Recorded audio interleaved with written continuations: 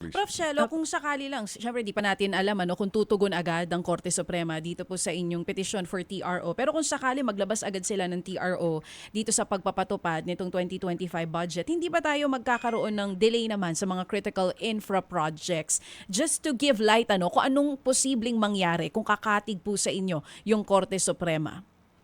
Hindi naman po kasi kadalasan po ang infrastructure projects natin ay multiple year programming. So yung mga ibang infrastructure projects po na yan ay approve na nung nakaraang taon. So yan po ay magtutuloy-tuloy lang. At for the meantime, habang hindi kung sakaling magka-TRO, ang magiging effective po ay yung budget nung nakaraang taon. So yung mga basic operation po ng Kongreso ay magtutuloy-tuloy pa rin. Tapos po, ang wish po sana natin na emerge na rin to kasi katulad po ng nasabi ni Manong Ted, sisimulan na ng Supreme Court ang discussion dito sa 2025 budget today, bukas, April 1. So kung sakali po ay maisama na rin po yung petition na sinabit natin dito sa lahat ng petition tungkol sa budget para po madamay na sa diskusyon. Para hindi na maulit yung ganitong klase ng eksena na merong nga pong paghahain halimbawa ng petisyon sa Korte Suprema na may kinalaman po sa 2025 budget natin. Ano po ba bang mga dapat baguhin sa proseso po dun sa pagpasa ng budget para masigurong maayos na yung magiging paglalaan ng pondo natin sa mga susunod pong taon?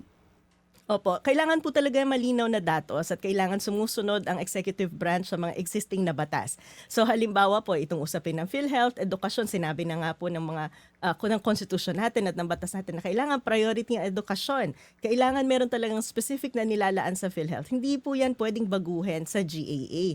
Mahalaga din po na mas maging transparent yung budget process natin kasi kahit na po available ang mga impormasyon na yan, nagkakaroon tayo nung data natin sa National Expenditure Program, nakikita natin sa website ng DBM yan. Pero pag nagkaroon ng bicameral conference committee na wala tayong kamalay-malay kung ano nga ba'y nangyayari, walang minutes, dyan maraming magic na nangyayari na bigla-bigla na lang todo-todo lumalaki.